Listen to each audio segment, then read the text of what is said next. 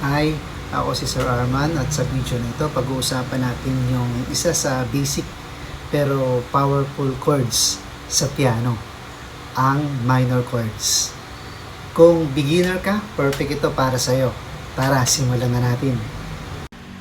Ang minor chords ay isang uri ng chords na madalas marinig mo sa malulungkot, emosyonal o dramatic na kanta. Para mas lalo nating maintindihan, tingnan natin yung pagkakaiba ng major at minor. Ito yung sa C, ito yung major, at ito naman yung minor. Ayan. Ito yung major, ito yung minor.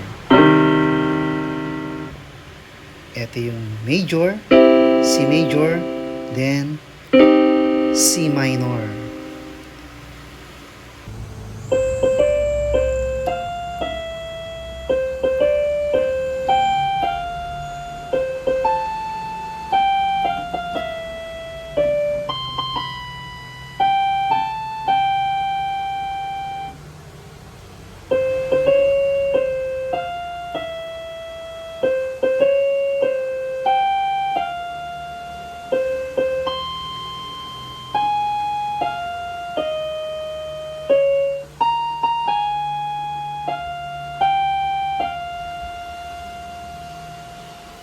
One,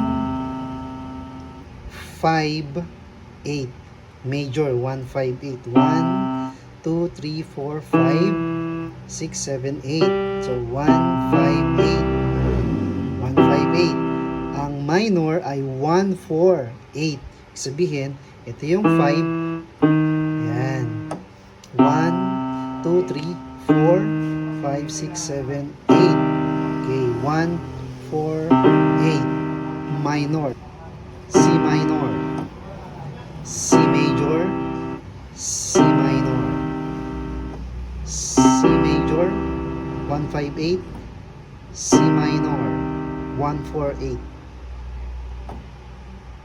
Dumako naman tayo sa D minor. So ito yung root natin, D.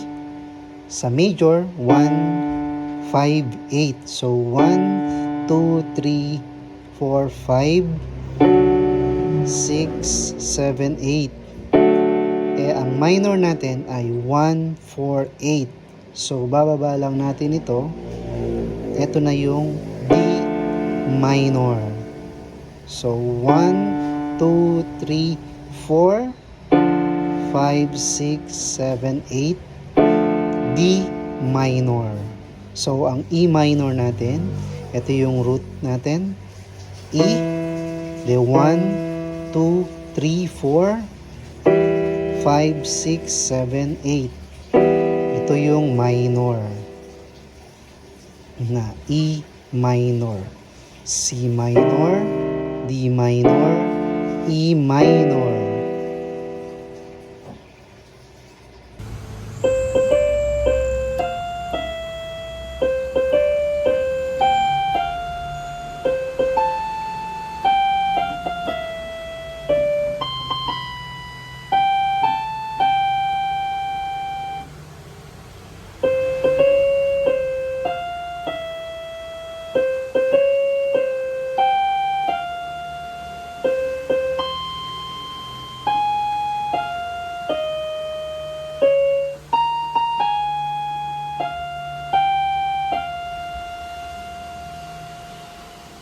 Kung may natutunan ka, huwag kalimutang mag-like, subscribe at i-comment kung gusto mong matuto pa ng basic piano. Kita-kits sa next tutorial. This is Sir Arman. God bless.